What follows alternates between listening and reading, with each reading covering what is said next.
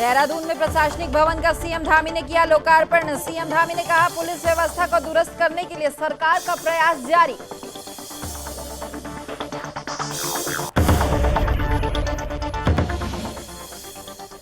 चारधाम यात्रा को लेकर भारी संख्या में पहुंच रहे हैं लोग। यात्रा को लेकर सीएम धामी ने लोगों से की अपील। कहा, जो लोग पूरी तरह स्वस्थ ना हो वो यात्रा से बचे। सरोवर नगरी नैनीताल में मौसम ने ली करवट। तेज हवाओं के साथ शुरू हुई बारिश होने से तापमान में आई गिरावट।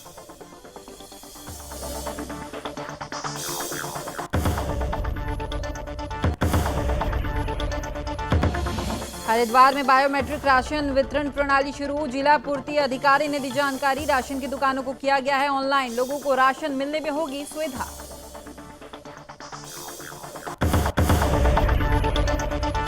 और खटीमा में अतिक्रमण को लेकर प्रशासन की कार्रवाई। सरकारी तालाबों पर बनाए गए मकानों को प्रशासन ने किया ध्वस्त।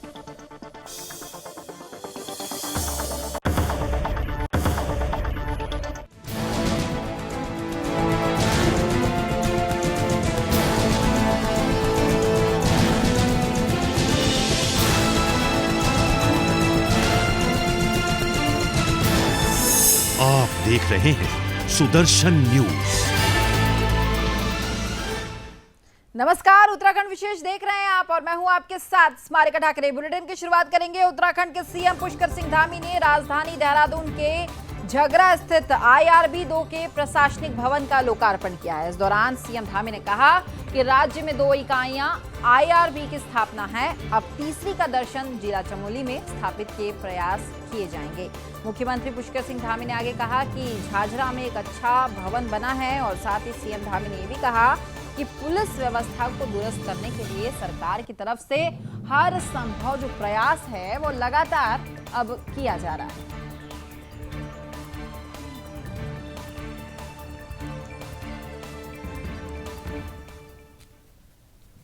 नहीं, बड़ा अच्छा भवन यहाँ पर बना है और निश्चित रूप से जो हमारी अच्छी पुलिसिंग है, स्मार्ट पुलिसिंग है, साइंस एंड टेक्नोलॉजी का जो उपयोग हमारे देश के माननीय प्रधानमंत्री नरेंद्र मोदी जी कहते हैं, उन सभी को लेकर हमारे उत्तराखंड की पुलिस आगे बढ़ रही है और आगे बढ़ेगी।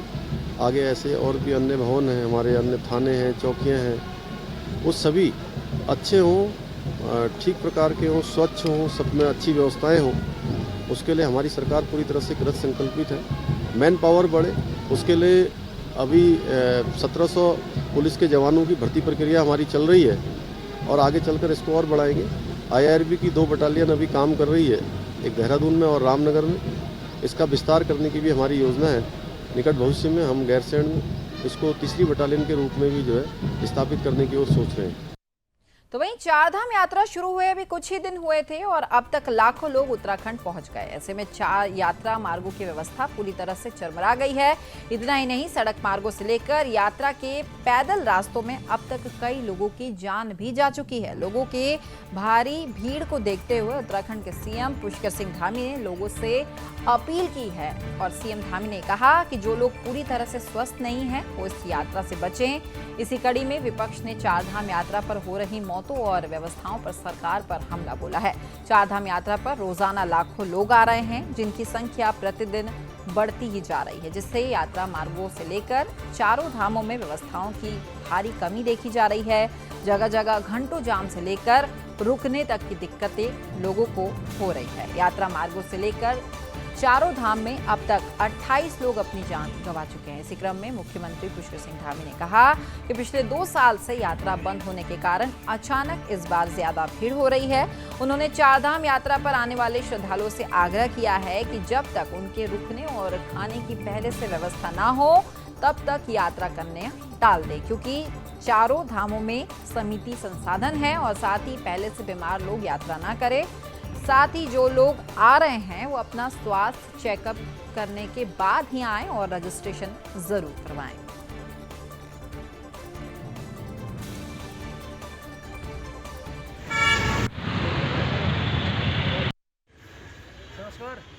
एक हमारे लिए भी चुनौती है कि चारधाम यात्रा ठीक प्रकार से चले, क्योंकि इस बार जो हमारे श्रद्धालु हैं वो पहले की अपेक्षा कई गुना ज़्यादा आ गए हैं, क्योंकि पिछले 2 सालों से यात्रा नहीं चल पाई है। इसलिए मेरा यात्रा में आने वाले श्रद्धालुओं से भी विनम्र निवेदन है कि जिनका अभी स्वास्थ्य थोड़ा पूरी तरह से ठीक नहीं है, वो लोग यात्रा में थोड़ा रुक कर आए, क्योंकि अभी यात्रा में हमने रजिस्ट्रेशन की व्यवस्था की है, लेकिन उसके बावजूद भी बहुत ज़्यादा संख्या यहाँ पर है और हम कोशिश कर रहे हैं कि सभी लोग जो भी यात्रा में आए वो सुरक्षित आएँ, सुरक्षित जाएँ, उनकी यात्रा सुगम हो, सरल हो, उसके लिए हमारे हर संभव प्रयास हैं। लेकिन फिर भी मैं यही कहूँगा कि जब तक पूरी तरह से जो व्यवस्था जो बनाई गई है, सरकार के द्वारा जो व्यवस्था बनाई है, प्रशासन ने जो व्यवस्था बनाई है, उसके तहत जब तक आपकी यात्रा के लिए पूरे प्रबंध आगे नहीं हो जाते हैं, यानी कि व्यवस्था नहीं हो जाती, रहने की व्यवस्था, आने की व्यवस्था, जाने की व्यवस्था, दर्शन की व्यवस्था, तब तक मेरी अपील है सबसे कि वो यात्रा अपनी सीधे सीधे देव स्थानों के लिए अभी न करें तो अच्छा रहे।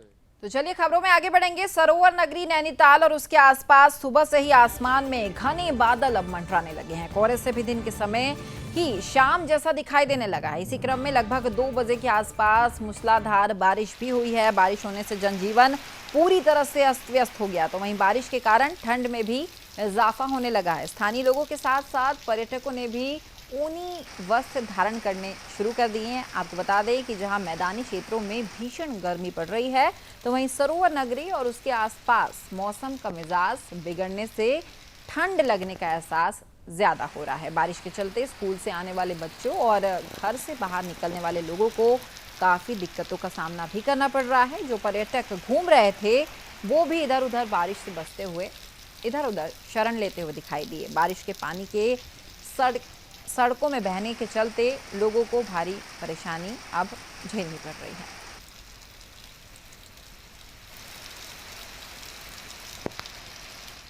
अब खबर उत्तराखंड के जनपद हरिद्वार से है, जहां जिला पूर्ति अधिकारी के अग्रवाल ने तहसील हरिद्वार स्थित कार्यालय में बायोमेट्रिक राशन वितरण प्रणाली को लेकर विस्तार से जानकारी देते हुए ये बताया कि जनपद हरिद्वार के समस्त सरकारी राशन की दुकानों को ऑनलाइन कर दिया गया है और सभी को बायोमेट्रिक पद्धति के द्वारा राशन वितरण के लिए दिशा निर्देश भी दिए गए हैं, जिससे कि सभी को सही तरीके से राशन भी मिल सके। सरकारी राशन की दुकानों पर बायोमेट्रिक तरीके से अंगूठा लगाकर राशन वितरण प्रणाली शुरू कर दी गई है। उन्होंने जानकारी देते हुए कहा कि अगर बायोमेट्रिक मशीन पर परिवार के किसी एक सदस्य के फिंगरप्रिंट स्कैन नहीं हो पाते हैं तो परिवार के दूसरे सदस्य के फिंगरप्रिंट स्कैन कर राशन वितरण किया जा सकता है।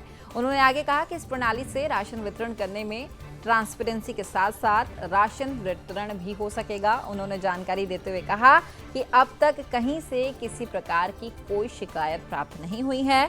हर क्षेत्र में राशन इंस्पेक्टर मौके पर जाकर लगातार निरीक्षण कर रहे हैं और जांच पड़ताल कर रहे हैं। अगर किसी से कोई ऐसी सूचना प्राप्त होती है जिसमें राशन डीलर की तरफ से कोई फर्जीवाड़ा किया जाता है तो उसकी जांच कराकर तत्काल प्रभाव से उस पर कार्रवाई करने की बात भी उन्होंने की है।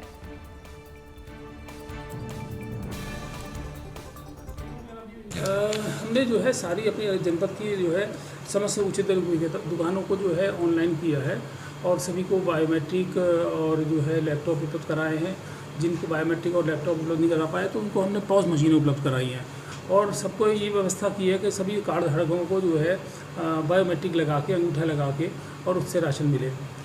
कई दुकानों पे ये समस्या आ रही है कि उनके अंगूठे नहीं मिल रहे हैं तो दूसरी उंगली लगाएं। अगर उस पर उनकी खुद की नहीं लग रही हैं तो परिवार के दूसरे सदस्य, जो कि एक परिवार में कई सदस्य होते हैं, तो दूसरे परिवार के सदस्यों को बुला के उसको बायोमेट्रिक करके राशन दिया जा रहा है। और सबके दुकानदारों को निर्देश दिए गए हैं शासन की मंशा के अनुसार कि वो जो है केवल बायोमेट्रिक राशन बांटें, ताकि इससे ट्रांसपेरेंसी होगी और हमें पता लग पाएगा कि एक्चुअल कितना जो है बंट पा रहा है और भारत सरकार तक इसकी डायरेक्ट रिपोर्ट चली जाती है। तो ये जो है पारदर्शिता के लिए बहुत अच्छा है और हम मॉनिटरिंग के लिए भी अच्छा है, हम मॉनिटर भी अच्छे से। तो वहीं देहरादून के पौष इलाके में अंडे बेचने वाले ने रातों रात मजार खड़ी कर दी, जिसका हिंदू संगठनों ने पुरजोर विरोध किया। आरोपित मूल रूप से संभल जिले के मोहल्ला नवाबफेर सराय तरीन का रहने वाला बताया जा रहा है। इस मजार का नाम उसने पीर बाबा की दरगाह दिया था। पड़ोसियों के मुताबिक आरोपित अक्सर नशे में रहता था। अंडे बेचने वाले इस व्यक्ति ने धीरे धीरे अपना हुलिया भी बदल लिया और वो टोपी और लंबा कुर्ता पहनकर मजार के खादिम के तौर पर खुद को दिखाने लगा। इस दौरान वो अपने परिवार को भी वहां ले आया। आपको बताएं कि आरोपित लगभग 9 माह पहले गली में अंडे बेचने आया था। जिस जगह वो अंडे का ठेला लगाता था उसी जगह धीरे धीरे उसने अतिक्रमण करना शुरू कर दिया। आप तस्वीरों में देख सकते हैं कि किस तरीके से अब जो है कार्रवाई की जा रही है। मजार को उखाड़ फेंका गया है। पूरी घटना देहरादून की है। ये है इनकी खूबी, ये है टोपी की खूबी, ये है टोपी की खूबी। क्या बोल रहे थे? ये अभी दीदी बोल रहा था।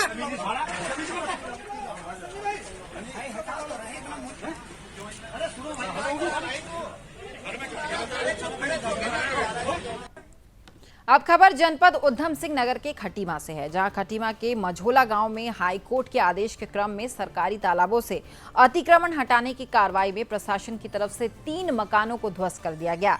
आपको बताएं कि खटीमा में प्रशासन की तरफ से सरकारी तालाबों से अतिक्रमण हटाने की कार्रवाई में सख्ती से अब प्रशासन जुट गया है। इसी क्रम में मझोला गाँव में सरकारी तालाबों को पाटकर बनाए गए मकानों को प्रशासन की तरफ से ध्वस्त करने की कार्रवाई शुरू कर दी गई है। इस दौरान प्रशासन को स्थानीय ग्रामीणों का तीखा नोक-झोंक और विरोध भी जो है झेलना पड़ रहा है। पहले दिन 3 मकानों को ध्वस्त किया गया और साथ ही अन्य अतिक्रमणकारियों को मकान खाली कराने के निर्देश भी दे दिए गए। गौरतलब है कि सरकारी तालाबों से अतिक्रमण हटाने के लिए 10 परिवारों को 15 दिन पहले नोटिस जारी कर सूचना दे दी गई थी। इसी क्रम में प्रशासन और भारी पुलिस बल के साथ अतिक्रमण हटाने की कार्रवाई शुरू की गई, जिससे पूरे गांव में हड़कंप मच गया। तो वहीं अतिक्रमण हटाने की कार्रवाई के दौरान ग्रामीण अपने घरेलू सामानों को सड़क पर रखने को मजबूर हो गए। खटीमा तहसीलदार शुभांगिनी ने बताया कि हाईकोर्ट के आदेश के मद्देनजर मझोला में सरकारी तालाबों पर बनाए गए मकानों में से 3 मकानों को अब ध्वस्त कर दिया गया है।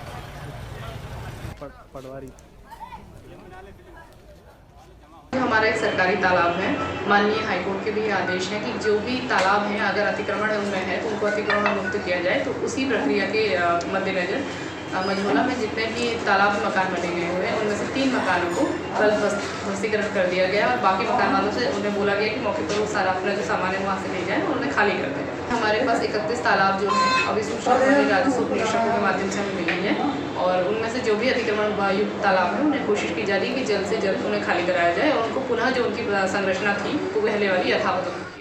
तो वहीं मां गंगा के दर्शन के लिए गंगोत्री धाम और यमुनोत्री धाम में श्रद्धालुओं की काफी अच्छी संख्या देखने को मिल रही है। मां गंगा के कपाट खुले हुए 9 दिन हो चुके हैं। गंगोत्री और यमुनोत्री धाम में यात्रा पर आए श्रद्धालुओं की संख्या 1 लाख से ऊपर जा चुकी है। पिछले 2 सालों से कोरोना काल के चलते श्रद्धालु मां गंगा के दर्शन नहीं कर सके थे।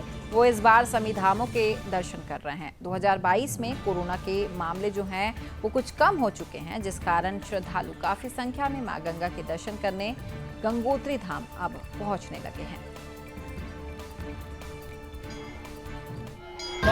मैं ग्रुप पूरा यहाँ पे घूमने आया है, 4 धाम के दर्शन के लिए करने आया है। अभी हम लोग यमुनोत्री करके गंगोत्री में आए हैं। यहाँ पे हमने अच्छे से दर्शन किया है, पूजा किया, अर्चना किया है। सारी व्यवस्थाएं बहुत अच्छी से हैं। हम सभी बंधु भाई से अनुरोध करते हैं वो भी यहाँ और माता का आशीर्वाद लें। जैसे कि आप लोग देख रहे हैं आजकल गंगोत्री धाम में तीर्थयात्रियों की संख्या में काफ़ी इजाफा देखने को मिल रहा है। दिन ब दिन तीर्थयात्रियों की संख्या दिन ब दिन बढ़ती जा रही है और काफ़ी उत्साह देखने को मिल रहा है तीर्थयात्रियों के अंदर। और विगत 2 वर्षों से लॉकडाउन और कोरोना की जो वो रही महामारी रही, उसके बाद अचानक यात्रियों के अंदर एक बड़ा उत्साह देखने को मिल रहा है और तीर्थयात्री बड़े उत्साह के साथ माँ गंगा के गंगोत्री धाम में पूजा अर्चना एवं दर्शन करना। अब बात करेंगे खटीमा की। खटीमा में अवैध लकड़ी का कारोबार जो है वो धड़ल्ले से चल रहा है। इसी कड़ी में वन क्षेत्राधिकारी ने मुखबिर की सूचना पर 2 पिकअप वाहन अवैध शीशम से भरी पकड़ी है गाड़ी। और आरएस मनारल ने ये कहा कि सूचना मिलने पर वन विभाग की टीम ने चकरपुर क्षेत्र में 2 पिकअप शीशम से भरी हुई वैन पकड़ी, जिसमें 2 लोगों को गिरफ्तार किया गया। फिलहाल अब इस पूरे मामले में जो है कार्रवाई जारी है।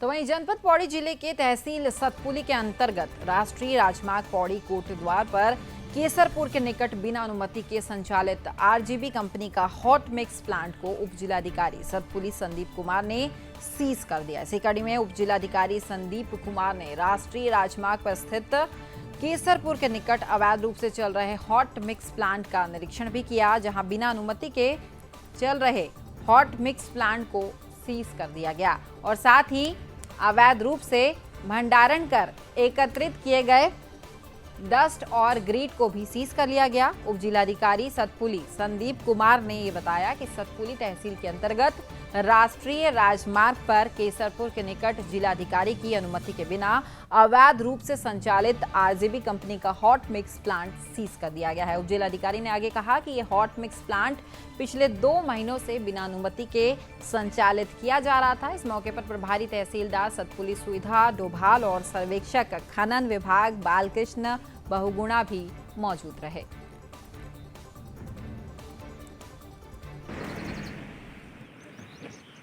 जिला अधिकारी के द्वारा दिए गए निर्देशों के क्रम में आज तहसील सतपुली के केसरपुर गांव में स्थित हॉट मिक्स प्लांट जो आरजीबी का है उसका औचक निरीक्षण किया गया। निरीक्षण के दौरान पाया गया कि यह हॉट मिक्स प्लांट बिना अनुमति के संचालित है, अतः इसको आज ही हमने सीज कर दिया है तथा इसके पास में लगभग 2287 टन का अवैध भंडारण भी पाया गया है, जिसको हमने सीज किया है तथा इसमें अग्रिम चालानी कार्रवाई। तो वहीं चारधाम यात्रा शुरू हो चुकी है। तो वहीं कोरोना के चलते पिछले 2 साल चारधाम यात्रा पूरी तरह से प्रभावित रही, जिसके चलते इस बार चारधाम में भारी संख्या में तीर्थयात्री दर्शन के लिए पहुंच रहे हैं। आपको बताएं कि चारधाम यात्रा में इस बार दर्शन करने वाले तीर्थयात्रियों का नया रिकॉर्ड बन सकता है। 7 दिन के भीतर ही 2 लाख से ज्यादा तीर्थयात्रियों ने केदारनाथ, बद्रीनाथ, गंगोत्री और यमुनोत्री धाम में दर्शन किए हैं, जबकि यात्रा पर आने के लिए पंजीकरण का आंकड़ा जो था वो 10 लाख के पार चला गया। तो वहीं दूसरी तरफ चारधाम यात्रा में रोजाना तीर्थयात्रियों की मौतें भी हो रही है। अब तक मृतकों की संख्या 28 हो चुकी है। बुजुर्ग तीर्थयात्रियों की संख्या जो है वो ज़्यादा बताई जा रही है। 60 साल से ऊपर आयु के 13 यात्रियों की अब तक मौत हो चुकी है। स्वास्थ्य महानिदेशक डॉक्टर तृप्ति बहुगुणा ने कहा कि यात्रा के दौरान जो भी मौतें हुई है वो केवल पैदल रूट पर ही हुई है। हार्ट अटैक व अन्य बीमारियों से मौत का कारण नहीं रहा है। किसी की भी यात्रा की अस्पताल में मौत नहीं हुई है। चारधाम यात्रा मार्ग के अस्पतालों और मेडिकल कैंपों में सभी स्वास्थ्य सुविधाएं उपलब्ध बताई जा रही है।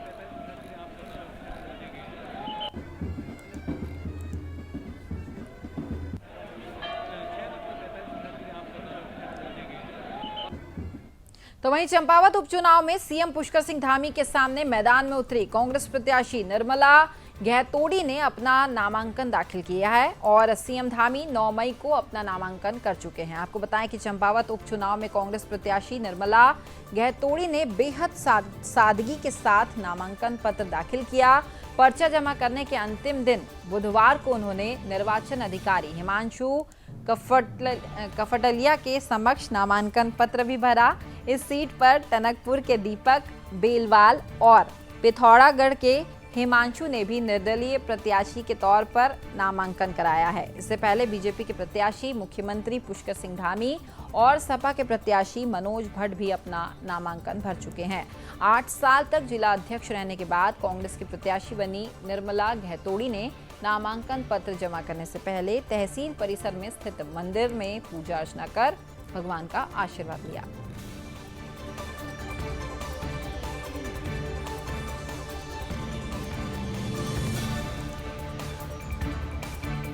तो वहीं उत्तराखंड के खटीमा में पुलिस को एक बड़ी कामयाबी हाथ लगी है। आपको बताएंगे पुलिस को मुखबिर की सूचना मिली थी कि खटीमा में अवैध मिट्टी का कारोबार धड़ल्ले से जारी है, जिसके बाद पुलिस ने मौके पर पहुंचकर मिट्टी से भरा 4 ट्रैक्टर ट्रॉलियों को अपने कब्जे में लेकर सीज कर लिया। आपको बताएं कि पुलिस की लगातार कार्रवाई करने के बाद भी अवैध मिट्टी खनन रुकने का नाम नहीं ले रहा। जहां पुलिस की तरफ से लगातार अवैध मिट्टी खनन कारोबारियों पर लगाम लगाई जा रही है, लेकिन फिर भी अवैध मिट्टी खनन कारोबारी प्रशासन की आंखों में धूल झोंककर अपना कारोबार कर रहे हैं। फिलहाल पुलिस ने मामला दर्ज कर लिया है। वहीं अब इस पूरे मामले में कार्रवाई अभी जारी है। पूरे आदेश हैं कि अवैध मिट्टी हो या अवैध इस प्रकार का कोई भी खनन अगर किया जा रहा है तो उस पर अभियान चलाया जाए। तो कल हमने खटीमा पुलिस के साथ में रात के समय में एक अभियान चलाया जिसमें अवैध प्रकार की मिट्टी लाई हुई 4 ट्रैक्टर ट्रॉलियों को सीज किया गया है और ये कार्रवाई लगातार चलती जाएगी कि इसमें जो है ये टैक्स चोरी कर रहे हैं। तो अगर जो परमिशन पर चलती है तो परमिशन लेकर के चलें तो ठीक है, अगर इस प्रकार से अवैध चलेंगी तो इनको जो है सीज करने की कार्रवाई की कर दिए गए हैं। इसी खटीमा क्षेत्र की हैं, देहात क्षेत्र से ला रहे थे ये और इनके पास कोई रॉयल्टी आदि नहीं थी तो इस कारण इनको सीज कर दिया गया। ऐसा तो हमारे संज्ञान में आया नहीं है। जो भी दिखा रहे हैं वो अपनी परमिशन IGM साहब की परमिशन है। जो जिनके पास परमिशन नहीं होगी तो उनके खिलाफ तो हम कार्रवाई करेंगे, सीज कर देंगे। अब खबर उत्तराखंड के जनपद हरिद्वार से है, जहां बहादुराबाद क्षेत्र के लोहलकी ग्राम में नर्सिंग कॉलेज की तरफ से विश्व नर्सिंग दिवस के अवसर पर भारतीय परंपराओं के अनुरूप नर सेवा नारायण सेवा और विश्व कल्याण के उद्देश्य का संकल्प लेते हुए पहली बार हिंदी में नर्सिंग के छात्र छात्राओं के लिए शपथ ग्रहण कार्यक्रम का आयोजन किया गया। इस अवसर पर डॉक्टर अलकनंदा अशोक ने नर्सिंग के छात्र छात्राओं को नर्सिंग दिवस की बधाई देते हुए कहा कि कोविड महामारी के दौरान जिस तरह नर्सिंग स्टाफ ने मानव सेवा की उसे पूरे देश ने सराहा है और महामारी के समय जब घर के लोग अपनों की देखभाल भी करने से डरते थे तब भी नर्सिंग स्टाफ बिना डरे अपना काम देश के लिए कर रहे थे। उन्होंने छात्र छात्राओं को नर्सिंग प्रोफेशन चुनने की शुभकामनाएं भी दी और ये कहा कि नर्सिंग एक व्यावसायिक कोर्स होने के साथ ही मानव सेवा का सबसे बड़ा माध्यम है।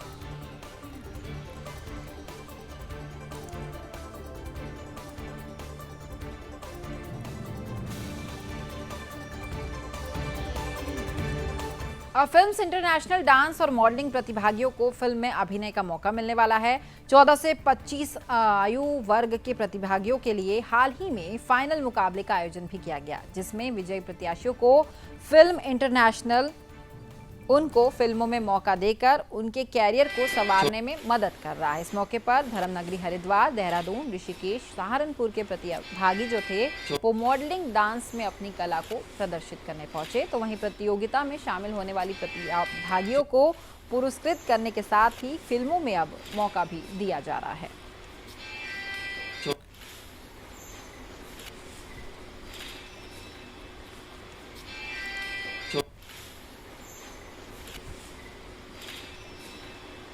तो वहीं नैनीताल जिले के वरिष्ठ पुलिस अधीक्षक पंकज भट्ट के निर्देश पर रामनगर थाने पुलिस की तरफ से नशे के खिलाफ लगातार अभियान चलाया जा रहा है। इसी क्रम में पुलिस प्रशासन की तरफ से पीरू मदारा इलाके में चेकिंग की जा रही है और इसी बीच उन्हें एक संदिग्ध व्यक्ति भी दिखाई दिया, जिसके बाद पुलिस ने व्यक्ति की तलाशी ली। तलाशी के दौरान पुलिस को आरोपी के पास से भारी मात्रा में अवैध गांजा भी मिला है, जिसके बाद पुलिस ने इस पूरे मामले को दर्ज कर आरोपी को अब जेल भेज दिया है। फिलहाल अब इस पूरे मामले में आरोपी से पूछताछ जारी है।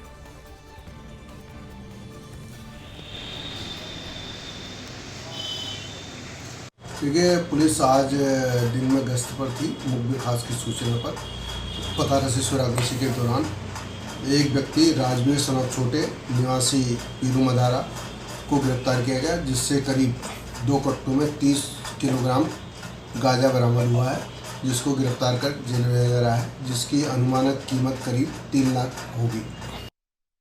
तो वहीं श्रीनगर में आवारा जानवरों का आतंक प्रशासन और यात्रियों के लिए परेशानी का सबब बना हुआ है। बद्रीनाथ राष्ट्रीय राजमार्ग पर आवारा जानवरों के खड़े रहने से यातायात पूरी तरह से प्रभावित हो रहा है। आपको बताएं कि यहां आवारा जानवर बीच सड़क पर लेट जाते हैं और एक दूसरे के साथ लड़ाई भी करने लग जाते हैं, जिससे राजमार्ग पर दुर्घटना की संभावना जो है वो लगातार अब बढ़ती जा रही है। तो वहीं चारधाम यात्रा के चलते लगातार बड़ी संख्या में पर्यटक पहाड़ों की ओर अब पहुंचने लगे हैं, लेकिन सड़कों पर जानवरों के आतंक से यात्रियों को भी वाहन चलाने में दिक्कतों का सामना करना पड़ रहा है। तो वहीं दूसरी ओर नगर क्षेत्र में घूम रहे ये आवारा जानवर प्रशासन के लिए भी अब चुनौती का सबब बने हुए हैं। तो वहीं अब इस पूरे मामले में एसडीएम ने कहा है कि नगर क्षेत्र की सभी गौशाला फुल हो चुकी है। अन्य क्षेत्रों की गौशाला में संपर्क अब किया जा रहा है, लेकिन अब तक कोई ऐसी जगह नहीं मिली है जहां इन्हें भेजा जा सके। जो यहाँ की गौशाला है श्रीनगर नगर निगम क्षेत्र की, वो फुल है। वहाँ लगभग 50 के आसपास बड़ी गाय हैं और कुछ छोटे गाय के बछड़े हैं। तो वो तो फुल है। उसके अलावा हमारी तरफ से प्रयास किया जा रहा है कि अगर कोई हरिद्वार की आगे की कोई गौशाला मिल जाती है जवारा पशुओं को लेने के लिए 100 को, तो उनका ट्रांसपोर्टेशन वगैरह हम कर देंगे। लेकिन अभी भी ये चीज़ हमारी तरफ से कोशिश ही जारी है कि जगह से मिलने हर जगह भरे। कहीं ना कहीं हादसे का कारण बनते हैं। और जैसा कि आप देखते होंगे कि आजकल यात्रा सीजन भी शुरू हो गया है, जिसके चलते इन आवारा पशुओं के रोडों पे आ जाने से अचानक दुर्घटना होने की संभावनाएं बढ़ जाती हैं। जैसे जो पुरानी एसएसपी थी, उन्होंने एक अभियान चलाया था, कामधेनु अभियान। उससे आवारा पशुओं पे काफ़ी लगाम लग गया था, जिससे वो सड़कों पे नहीं दिखाई दे रही थी। और जब से नए एसएसपी आए हैं तब से हाल फिर वही हो गए, बदतर हो गए पहले से। गलियों में जहाँ तहाँ आवारा पशु लड़ते भिड़ते रहते हैं, जिससे एक्सीडेंट होने की संभावनाएं बढ़। उत्तराखंड पर्यटन का केंद्र है। यहाँ हर जगह से पर्यटक उत्तराखंड घूमने आते हैं। साथ ही उत्तराखंड घूमने आए पर्यटक बोटिंग का लुत्फ भी उठाते हैं।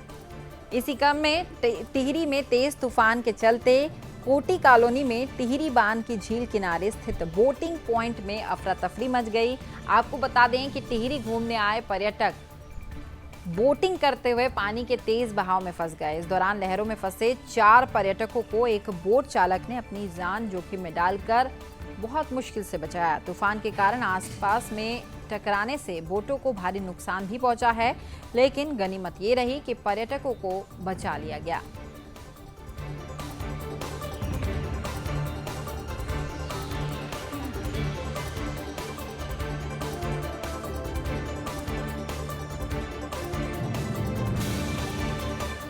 वहीं लालकुआ में भूसे की आसमान छूती कीमतों के चलते भूसे की चल रही मारामारी और पशुपालकों को बिचौलियों की तरफ से ऊंचे दामों में बेचे जा रहे मामले पर राज्य सरकार ने संवेदनशीलता दिखाते हुए भूसे पर 50% की सब्सिडी देने का ऐलान कर दिया।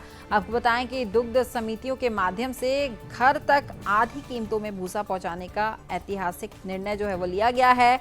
यहाँ आयोजित प्रेस वार्ता में जानकारी देते हुए नैनीताल के दुग्ध संघ के अध्यक्ष और उत्तराखंड कोऑपरेटिव डेयरी फेडरेशन के प्रशासक ने कहा कि मुख्यमंत्री पुष्कर सिंह धामी और दुग्ध विकास मंत्री सौरभ बहुगुणा ने वर्तमान में भूसे की आसमान छूती कीमतों के चलते पशुपालकों और दुग्ध उत्पादकों की भारी परेशानी को देखते हुए सरकार ने ऐतिहासिक निर्णय लेते हुए भूसे में 50% की सब्सिडी देने का ऐलान कर दिया है। और साथ ही उन्होंने ये भी कहा कि आज से ही जिस दुग्ध उत्पादक को पशुओं के लिए चारे की आवश्यकता होगी, वो अपनी गांव की दुग्ध समिति में सचिव को भूसे का ऑर्डर नोट करवाकर आधी कीमतों में घर पर ही अब भूसा प्राप्त कर सकेंगे।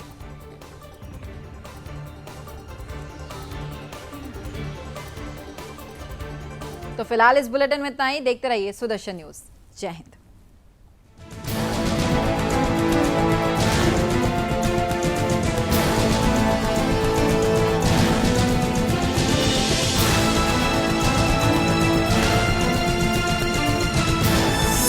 आप देख रहे हैं सुदर्शन न्यूज।